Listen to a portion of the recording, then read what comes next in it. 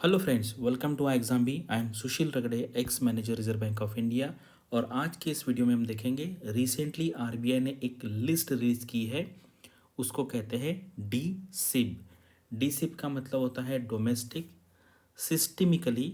ये सिस्टमेटिकली नहीं है, ये सिस्टमिकली, यानी कि ये सिस्टम जो है, सिस्टमिक इम्पोर्टेंस क्या होता है उस रिलेटेड है। सिस्टमिकली इम्पॉर्टेंट बैंक्स, तो यहाँ पर तीन बैंक्स है, यहाँ पर मैंने बता दिया है। एक एसबीआई है, second HDFC bank and third ICICI bank. यानी कि हमारा जो सिस्टमिक रिस्क होता है, यानी कि ये बैंक को कुछ हो गया तो पूरा जो हमारा सिस्टम है उसको प्रॉब्लम आ सकता है। तो इसलिए ये बैंक्स हैं और इनको कोई हमें आरबीआई के हिसाब से एडिशनल प्रिकॉशन लेना पड़ता है। उनको एक बफर होता है, कैपिटल कंजर्वेशन बफर, वो एडिशनल बफर रखना पड़ता है।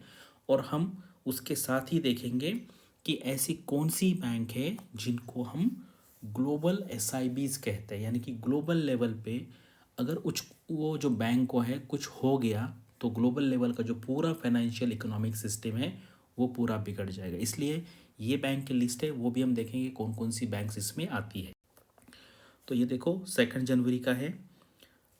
यहाँ पर आपने देखा होगा ये बकेट होता है, जितना ऊपर बकेट में जाएगा उतना उसका जो रिस्क है वो ज़्यादा होता है। यहाँ पर एसबीआई का ज़्यादा है, थर्ड बकेट में है। उसके बाद फर्स्ट बकेट में आईसीआईसीआई बैंक एंड एचडीएफसी है। तो उनको कैपिटल कंजर्वेशन बफर जो है, एडिशनल टीयर 1 कैपिटल मेंटेन करना पड़ता है। तो ये जो कंसेप्ट है हम बाद में देखेंगे डिटेल में क्या होता है। इसके बाद इसमें और एक काउंटर साइक्लिकल बफर भी होता है, उसका डिफरेंस भी हम देखेंगे। तो आपको बस ये याद रखना है ये तीन बैंक का नाम, और अगर बकेट पूछा तो भी आपको ये याद रखना पड़ेगा। तो ये पूरा डिटेल है, यहाँ पर आप ये पढ़ सकते हैं क्या क्या एडिशनल चीज़ें दी है, लेकिन इतना हमें डीप में जाने की ज़रूरत नहीं है।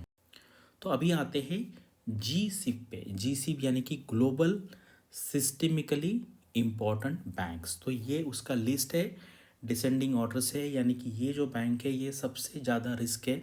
और इन्होंने, जैसे हमने पीछे देखा कि इंडिया में हमने बकेट्स बनाए हैं, उसी तरीके से ग्लोबल लेवल पे भी बकेट है। बकेट 0, 1, 2, 3 एंड 4 लेवल पे जेपी मॉर्गन चेस है।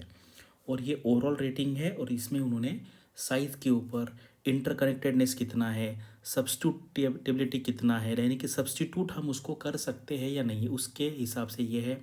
कॉम्प्लेक्सिटी कितना है, एंड क्रॉस जुरिस्डिक्शनल, यानी कि ये कितने अलग अलग एरिया में काम करता है, वो भी यहाँ पे आएगा कि कितना जुरिस्डिक्शन यहाँ पर है, उसके हिसाब से रैंक है। एंड फाइनली ये ओवरऑल रैंक है। तो ये आप बैंक्स दे सकते हैं, ये सारी इंटरनेशनल बैंक्स है। और जैसे तीन बैंक जो है इंडिया में जिसको हम डी सिप कहते हैं, उसी तरीके से अगर ये बैंक जो है जी सिप, उसमें के कोई बैंक्स अगर इंडिया में प्रेजेंस है तो उनको भी वो एडिशनल टीयर कैपिटल मेंटेन करना पड़ेगा, ऐसे आरबीआई के सर्कुलर में लिखा है। तो ये जो मैं बता रहा हूँ आपको जी सिप, वो इतना इंपॉर्टेंट नहीं है, वो थोड़ा हायर लेवल का है। लेकिन इंडिया में S I B D SIP के बारे में क्या हो रहा है ये आपको पता होना चाहिए। और हम आपको डेली बेसिस पे करंट अफेयर्स देते हैं, इंग्लिश में भी देते हैं, हिंदी में भी देते हैं। इनके वीकली एंड मंथली कंपाइलेशन भी अवेलेबल है, तो आप उसको भी चेक कर सकते हैं। और ये देखो ये डिटेल में है, आप इसको डाउनलोड करके देख सकते हैं, फ्री ऑफ कॉस्ट अवेलेबल है। वेबसाइट पे जाइए iExamBee के, वहाँ से आप डाउनलोड कर लें। और अभी जो ईयर एंड साल सेल था उसको हमने थोड़ा एक्सटेंड किया है, आप इसको कोई भी कोर्स परचेस कर सकते हैं। अभी हमारा एक्सट्रीम बी यानी कि ये क्लासरूम प्रोग्राम है, हाइब्रिड फॉर्मेट। तो ये 19 जनवरी से लेके 22 जनवरी में दिल्ली में होगा। पूरा दिन भर चलेगा, 10-12 घंटे आपको यहाँ पर पढ़ाया जाएगा। इसके 2 मॉड्यूल हैं, एक मॉड्यूल अब है, दूसरा मॉड्यूल प्रीलिम्स के इमीडिएटली बाद होगा, वो भी दिल्ली में। Thanks for watching this video and all the best for your studies and upcoming examinations.